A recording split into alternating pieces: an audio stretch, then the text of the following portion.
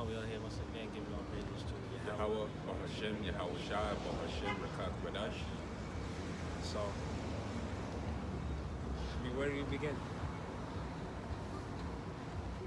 There's a lot going on. Trump signed those executive orders. Now, we got these people that's here illegally, scared to go get sent back home. But when you really sit and think about it, if you did happen to get sent back home, that could be the Lord having mercy on you. Because if you're just going to stay here, you're just going to get killed in the destruction. Being sent back is a way of, this is a merciful thing depending on how you want to look at it. But you people here are so invested in America, that's going to be your destruction. Y'all should have been let this place go a long time ago. Ain't nothing left. You scraping and scrambling for what little you do have left. And with inflation and the way things are looking, putting tariffs on nations, this dollar is out of here. Things are only going to get worse. You're really about to feel the squeeze if you haven't yet. There's no benefit to putting a tariff on a nation when you, as a nation, create nothing. You need outside sources to help you, because nothing is created here. So now you think you put a tariff on something, the price of the item is going to go up, and it's going to be less quantity. So I don't know how that helps anybody, but It's Jeremiah 50 and 16. it's bad for y'all, good for us. You reading in NLT? This is Jeremiah chapter 5, verse 16. 50 and 16. NLT. This is Jeremiah chapter 50, verse 16 in the NLT. It says, take from Babylon all those who plant crops. Send all the harvesters away. Send all the harvesters away. Who are the harvesters? The workers. It says, because of the sword of the enemy, everyone will run away and rush back to their own lands. Yeah. So that's even from you CEOs all the way down to the bottom. Everybody's gonna get judged. You're gonna lose your way of life. The way you think there's gonna be a future in America is skewed. The only future America has is it being a wasteland. Continue, Raza. Continue. It says the Israelites are like sheep that have been scattered by lions. Sheep that have been scattered by lions. So we got Israelites really throughout the four corners of the earth, but mainly North America and South America. And South America is so bad economically that people want to come to America to make money. They envision a future here. But America is really following the same path as everywhere as like Venezuela. There's gonna be a point where these US dollars, this currency, is just gonna be in the street. It's gonna be worth nothing. Exactly. People are gonna be burning it just to keep warm. It says the Israelites are like sheep that have been scattered by lions. First the king of Assyria ate them up, then King Nebuchadnezzar of Babylon cracked their bones. Therefore, this is what the Lord of heaven's armies, the God of Israel, says. It says, now I will punish the king of Babylon and his land, just King as of Babylon. That may just end up being Trump. This could go down under his reign, his presidency. The destruction of Babylon the Great, aka America. Yeah, it's very possible. It says, now I will punish the king of Babylon and his land, just as I punished the king of Assyria. And I will bring Israel home again to its own land. Yeah, just as he punished the king of Assyria.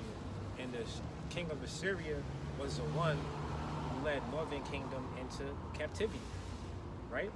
And look how Trump is persecuting the Northern Kingdom Israelites, so-called Latinos, the Native Americans. You see how he set up the internment camp over there? Was it in Pelicans Bay or something like that? Oh, yeah? Yeah. So all them people that they round up that are illegal, they're gonna have a camp over there for them, and they're gonna be held without further notice. You know what I'm saying? They're gonna be held there Indefinitely. yeah, indefinitely.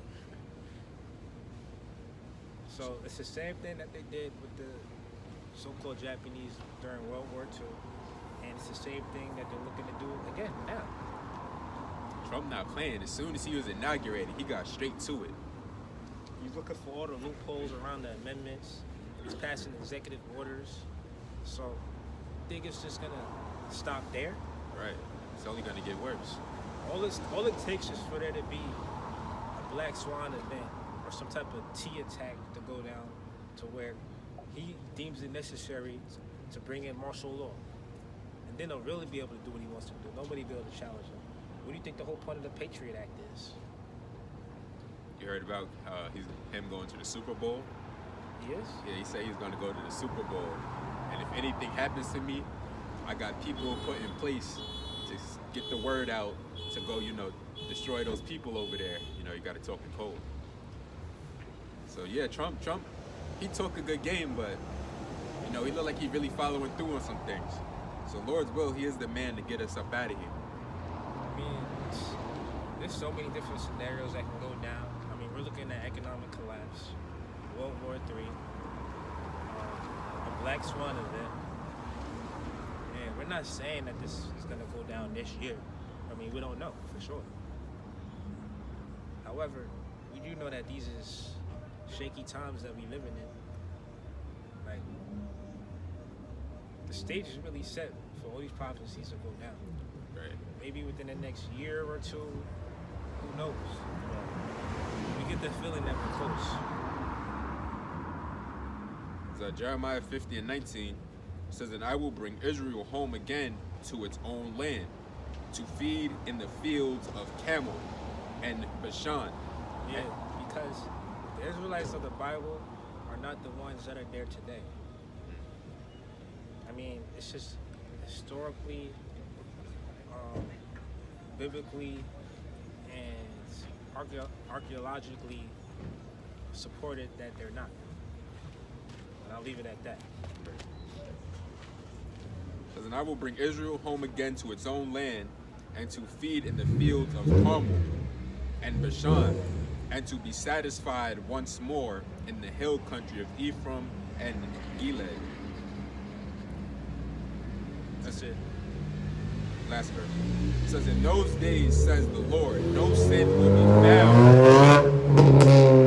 No sin will be found in Israel or in Judah, for I will forgive the remnant I preserve." Talking about the elect. Israel and Judah. So that includes Northern Kingdom Israelites and Southern Kingdom Israelites, so-called Negroes, Latinos, and Native Americans. Let's go to Ecclesiastes. Let's read it in the Good News translation. And of course, we know it's not necessarily by how you look. It's about your lineage, your bloodline lineage, and what you go back to. Because you can have Israelites that don't even look like they're a so-called black man or Latino man, right? But due to mixing or things of that sort over the years, they don't look like what their lineage goes back to originally. So that's why you gotta go by the spirit for Israelites, not necessarily by the looks. All right, this is Ecclesiastes chapter 12.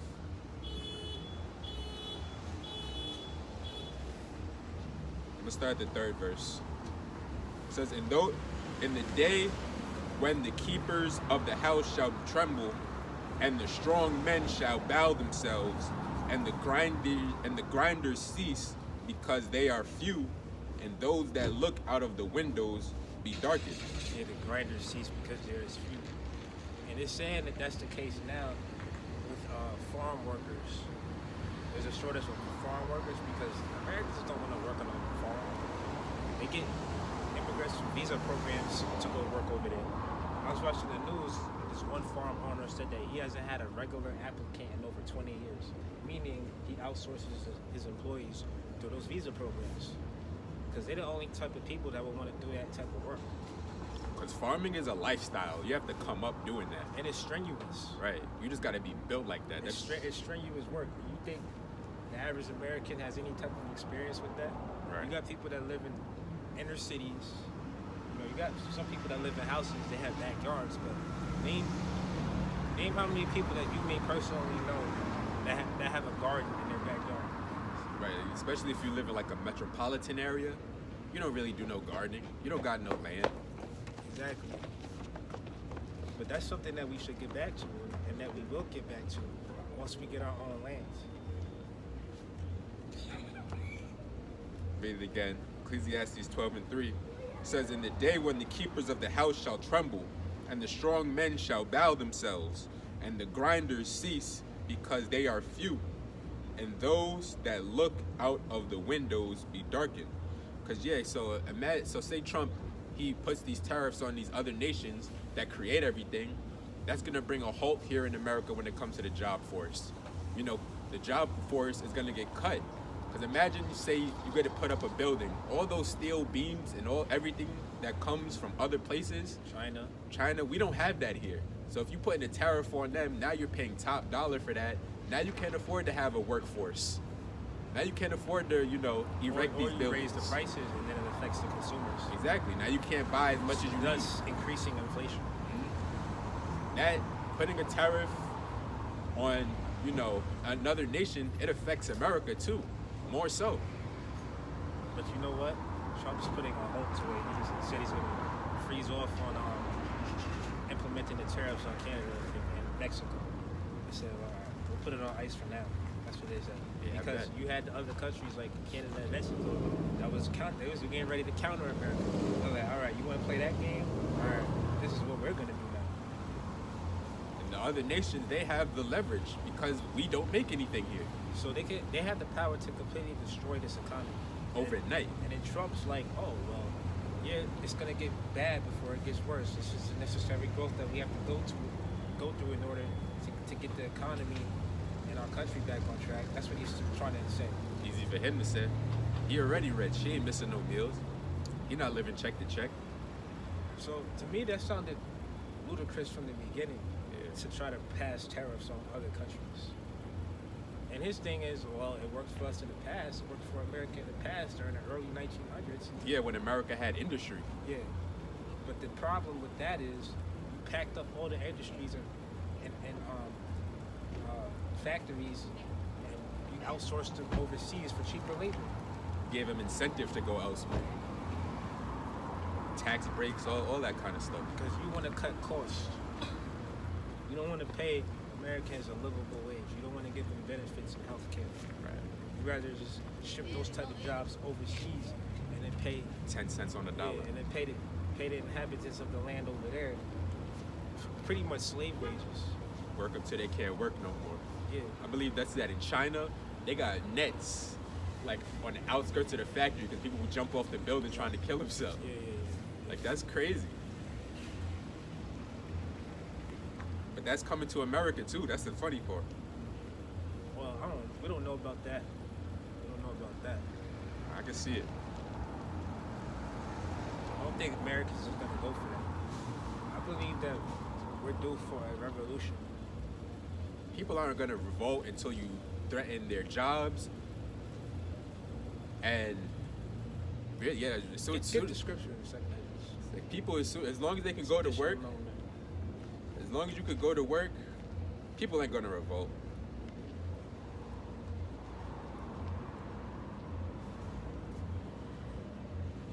It's the second Ezra chapter 15, verse 16. It says, "For there shall be sedition among men, and invading one another. They shall not regard their kings nor princes, and the course of their actions shall stand in their power." Right. So this is speaking about a time of dystopia, societal collapse, martial law. It says, "A man shall desire to go into a city and shall not be able." This is coming to America. We ain't seeing nothing yet. It says, "For because of their pride the city shall be troubled, the house shall be destroyed, and men shall be afraid. A man shall have no pity upon his neighbor, but shall destroy their house with the sword, and spoil their goods, because of the lack of bread, and for great tribulation." Because of the lack of bread and great tribulation.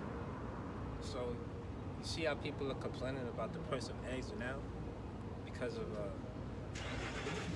pestilences that spread towards the chickens and it affects the supply chain.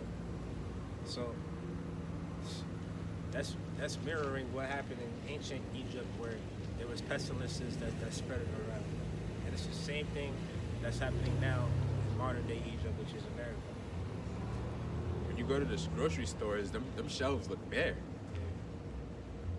There's not an abundance like there once was at a point in time.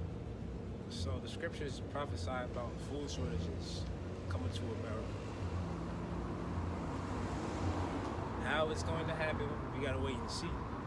Because you can go into the store now, and it's like you can still buy groceries, but it's like picture a scenario where you go to the grocery store and the shelves is empty. Like people went and like panic bought everything because they want to be prepared for an emergency. They figure they're gonna have to go days without food potentially. Or a loaf of bread is $25. Yeah, or a loaf of bread is like the price of your day's worth of work. You know what I'm saying? That's prophesied about in Revelation 6. As a matter of fact, we can get that. And that's unsustainable. That can't go on for but how long? They're gonna have to implement something. So the man, 2nd Ezra 16 and 19, so the man shall have no pity upon his neighbor, but shall destroy their house with the sword and spoil their goods, because of the lack of bread and for great tribulation. Behold, saith the Most High, I will call together all the kings of the earth to reverence me, which are from the rising of the sun, from the south, from the east, and Libanus, to turn themselves one against another, and repay the things that they have done to them. That's the point. Get Revelation 6.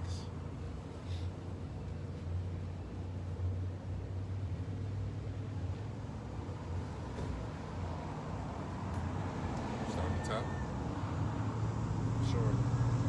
This is Revelation chapter 6, verse 1. It says, and I saw when the Lamb opened one of the seals, and I heard as it were the noise of thunder, one of the 4 beasts saying, come and see. And I saw, and behold, a white horse, and he that sat on him had a bow, and a crown was given unto him. So, what does the white horse represent? Yeah, I'm quizzing you. Yeah, it's talking about Yahushua. It says, and I saw, and behold, a white horse, and he that sat on him had a bow, and a crown was given unto him. And he went forth conquering and to conquer. And when he had opened the 2nd seal, I heard the 2nd beast say, come and see. Yeah. So Yahushua is going to be conquering when he makes his return. It says, and there went out another horse that was red, and power was given to him that sat thereon to take peace from the earth, and that they should kill one another. So what does the red horse represent? Esau. Yep. Esau. It says, And it makes sense, it's fitting, because Esau's complexion is red. And red, actually no, not red, but the horse is synonymous with power. It's like, see how when you look at the power of a car, it goes by horsepower, right? And then you got torque. So the horse represents power. and Esau, he's like the antagonist to the story. He's the opposite. And Esau has power over the earth right now. It says, and there went out another horse that was red, and power was given to him that sat thereon to keep peace from the earth. To keep peace from the earth. Why do you think there's wars and rumors of wars today? It's because this is the time of Esau. This is his world. For Esau is the ending of the world, and Jacob is the beginning of it that follows. That's 2nd Ezra 6 and 9. So the time period that we're living in, like I said, is Esau's time period. And once his time is up, then that's where you're going to see the rise of the Israelites, Jacob, the 12 tribes of Israel. We're going to take over the world. The kingdom is going to be for us. And then we're gonna have the other nations that are our subjects, because we're gonna be the governing body over the entire world.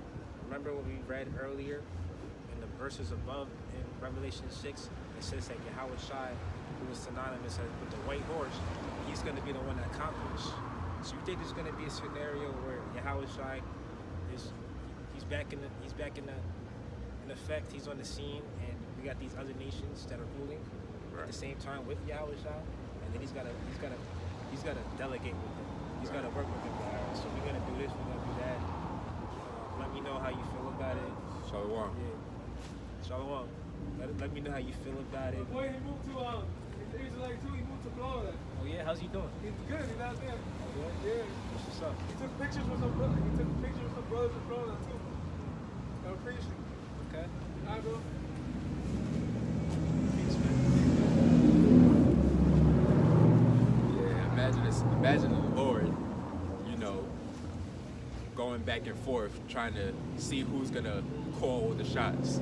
You gotta draw straws. Hey, let's cast a lot. Yeah. Oh, let's vote. We still got the Democratic Party system in play. That doesn't work. You need a hierarchy. You need rulership. We need a kingdom, Right. a monarchy. Where whatever one says, that's the way it goes. Not having to delegate power and do all this other shit that doesn't work. It's been proven that it the doesn't work. definition of a monarchy is the monarch, a royal family of a country. So we would be considered the royal family over the earth, the Israelites, because we're married to the Most High. So we're really a royal people. Yeah, was that word? Oligarchy?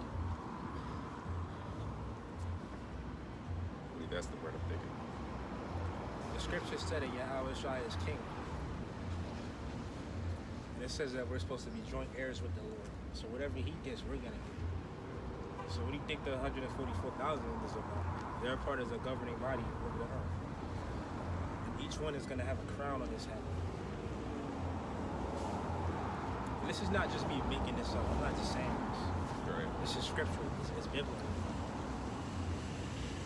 So if you want to believe that the people over there today are the real thing, then you're sadly mistaken. You're a fool. Because where's King David? Where's Yahweh Shai? With the 12 tribes. How come they don't have crowns on their heads? You know what they got? They got them small hats. That's what they got rocking on their head. The rag tops. This is Revelation 6:4 again. It says, "And there and how come we not going to them for the law? How come we not looking at them to be civilized, to become civilized? Why is there war still going on over there?" I mean, there's so many questions that I have. This is Revelation 6:4 again. It says, "And there went out another horse that was red, and power was given to him that sat thereon to take peace from the earth, and that they should kill one another. And there was given unto him a great sword." And that's Esau Edom's MO, is to take peace from the earth. He don't know how to just let people be. Yeah, the sword represents destruction, weapons.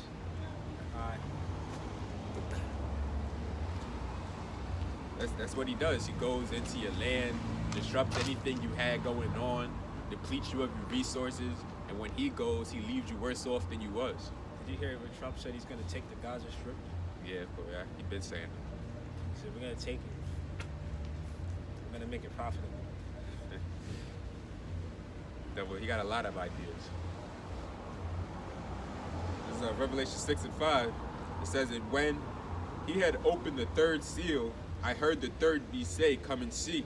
And I beheld, and lo, a black horse, and he that sat on him had a pair of balances in his hand. And I heard a voice in the midst of..." Black horse represents famine. Famine. Yeah, famine, plague. It says, "And I heard a voice in the midst of the four beasts say, A measure of wheat for a penny, and 3 measures of barley for a penny." Read that in the NLT, that part. This is Revelation chapter 6, verse 6 in the NLT.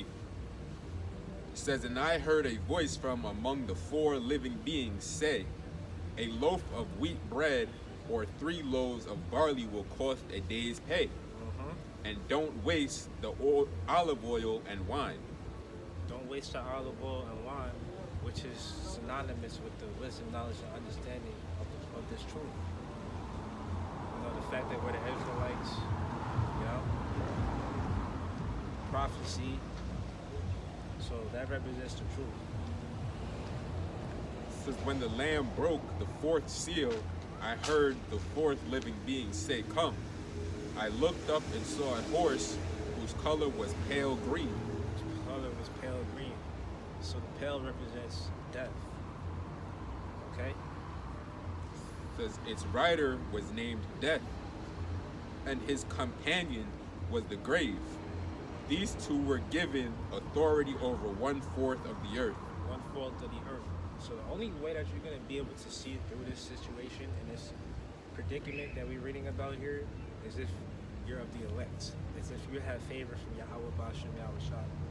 You got the eyesight. You need that wisdom, knowledge, and understanding. Because you see, when times like this come upon the earth and come upon society, we're going to be happy. And so hopefully the Most High is going to find favor for us. You know what I'm saying? Without the knowledge, wisdom, and understanding, you can't discern. You just really just left out there. Plus, when you think about it, there's only 3 likely scenarios for you when all hell breaks loose. Being homeless, living off the grid, a jail cell, or death. It's really it. Yeah. When you think about it. That's why people gonna get that chip. Ain't nobody gonna be able to deal with none of that. Especially if you're not in the right spirit. You don't know about Yahweh Bashem Yahweh Shai. You've been playing with the truth the whole time. You're gonna take that chip. And everything comes in 3s. You notice that? Yeah.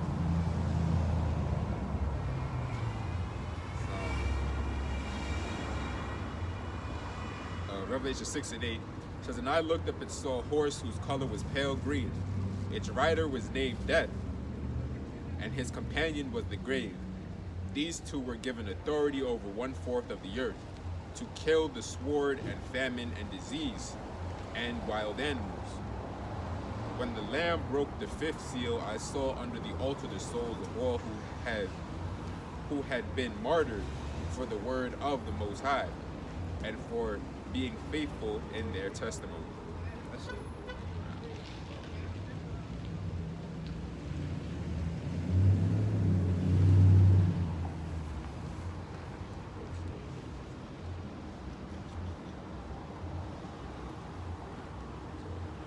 Let's go to 1 Peter.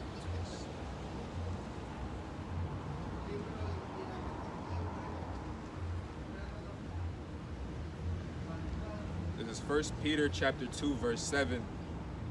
I'll stay in the NLT. It says, yes, you who trust him recognize the honor God has given him. But for those who reject him, the stone that the builders rejected has now became the cornerstone. That cornerstone being Yahushua. It says, and he is the stone that makes people stumble. Yeah, because believe it or not, a lot of our people rejected Yahushua when he walked the earth 2,000 years ago. Not everybody accepted him. Those same people are here today as unbelievers. It says, and he is the stone that makes people stumble, the rock that makes them fall. Because a lot of people can't even grasp the concept or the whole point of Yahushua coming back. When you tell people that Gentiles that are of the flesh aren't going to be the ones that have any say-so in the kingdom, you know, that'll rub some people the wrong way, especially Christians. People think salvation is, you know, when you're out the flesh, you know, when you just pass away, you go to the kingdom of heaven, you don't go to hell. They think that's what salvation is. That's not salvation. I mean, you know why Christians believe that? It's because they don't understand that there's 2 types of Gentiles. There's 2 types. You got Gentiles, which are the other nations of the flesh, right? They can't never change themselves into being Israelites. They can't. They cannot. And then you have the Israelites that are called Gentiles because they're in a Gentile state of mind or a way of thinking. You know what I'm saying? Which is really what we used to be prior to us coming into the truth. We was considered Gentiles. We didn't know that we was Israelites. You know what I'm saying? It wasn't keeping, the laws to the best of our ability at the time. We didn't know about the scriptures like how we do today. So that's the majority of our people when you think about it.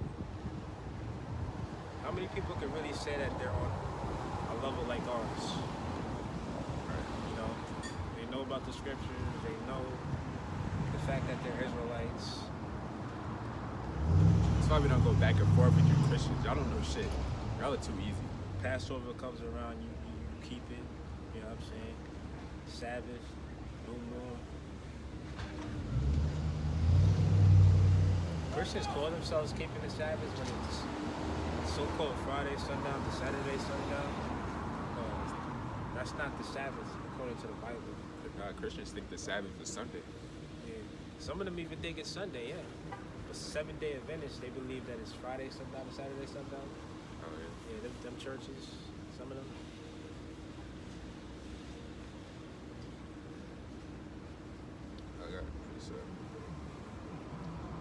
This is Ecclesiasticus chapter 17, verse.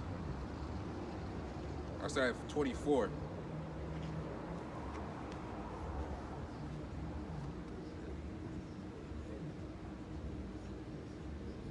Yeah, I'll start at 24. It says, "But unto them that repent, he granted them return, and comforted those that failed in patience.